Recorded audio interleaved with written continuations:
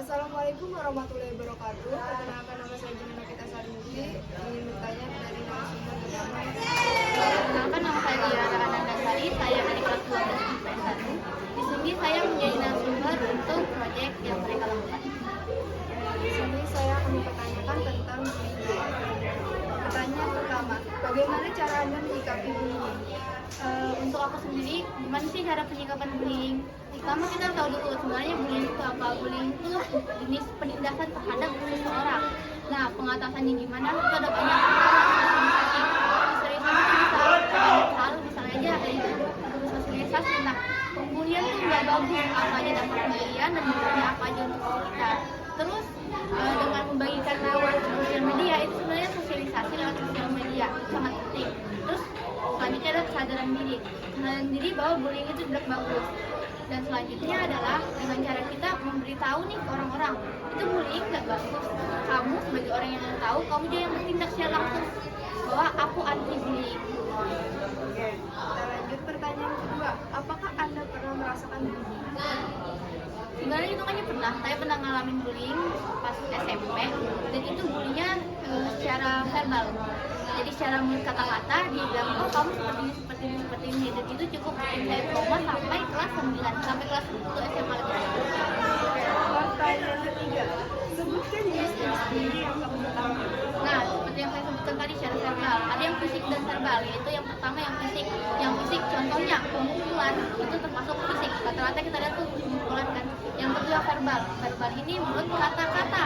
Jadi misalnya kayak kamu bilang, oh kamu nih kok bodoh banget sih, kok kamu payah banget, itu udah termasuk dalam bullying.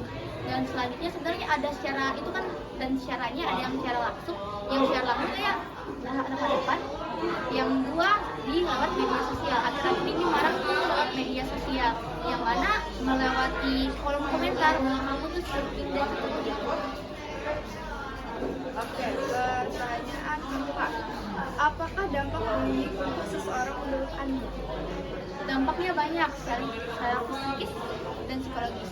Pertama, dia bakal ngerasa menyendiri, dia takut berinteraksi sama banyak orang.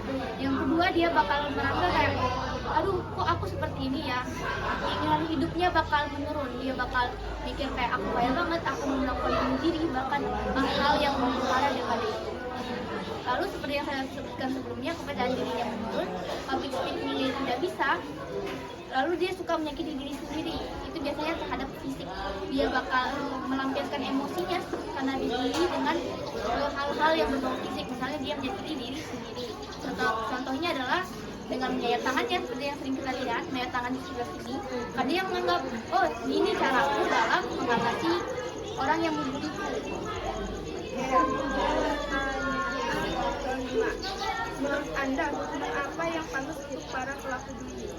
Untuk hukuman, sebenarnya hukuman itu tergantung jenis pembuliannya gimana.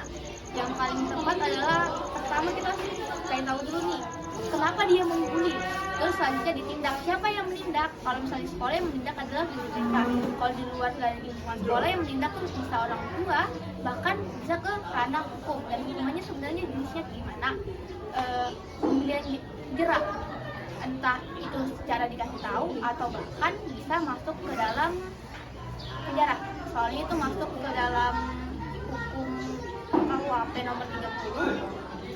KUHP nomor 30 kalau nggak salah. Pokoknya itu tentang hukum pembulian itu masuk dalam hukum yang sebenarnya ada kasusnya. Ini tuh bakal kena penjara dan juga bakal dapat sanksi berupa denda. Oke, pertanyaan terakhir nih. Siapa saja yang bisa terlibat dalam kasus bullying? Semua orang bisa terlibat dalam kasus bullying. Contohnya siapa aja? Aku bisa terlibat dalam kasus bullying. Dia bisa terlibat dalam kasus bullying. Bahkan sekolah bisa terlibat dalam kasus bullying. Kenapa? Misalnya ada kasus nih, dua orang anak, satu orang anak terkena bully oleh anak ini, dan sekolah tidak tindak kayak apa-apa. Sekolah itu bakal masuk ke dalam tindakan bullying karena mereka tidak mengatasi apa-apa. Jadi semua orang bisa dalam fase dalam bullying gitu. Tidak lanjutin siapa gitu. Sekian dari yang saya lontarkan atas Tiara. Assalamualaikum warahmatullahi wabarakatuh. Perkenalkan, nama saya Alifia Ramadan Yamir. Di sini saya ingin mewawancarai narasumber saya yang bernama Megan Suci Ramadan. mulai mengenai bullying. Langsung saja ke pertanyaan pertama, yaitu bagaimana cara Anda menyikapi bullying?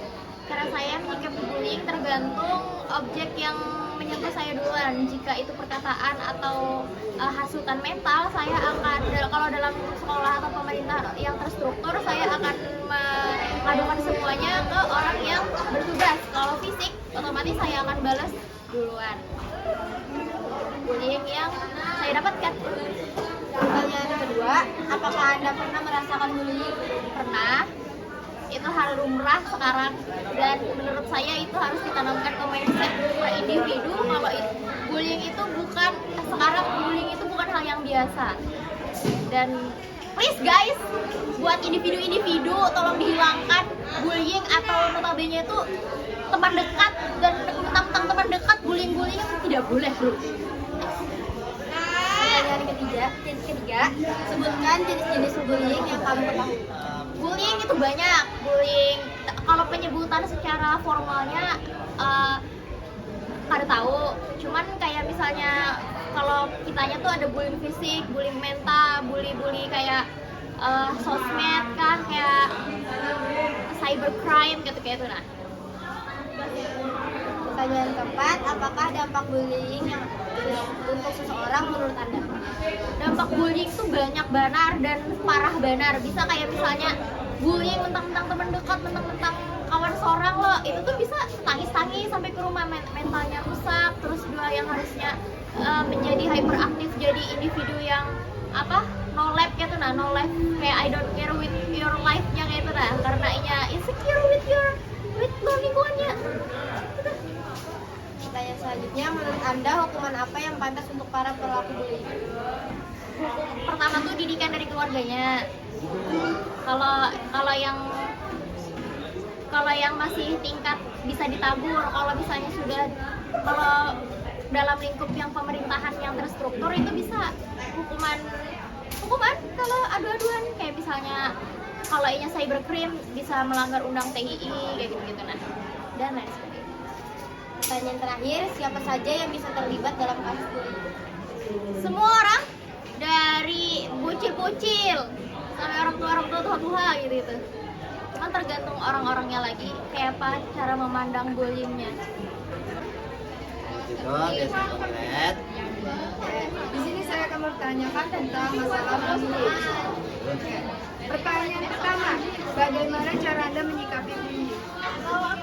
Bagaimana cara saya menyikapi bullying?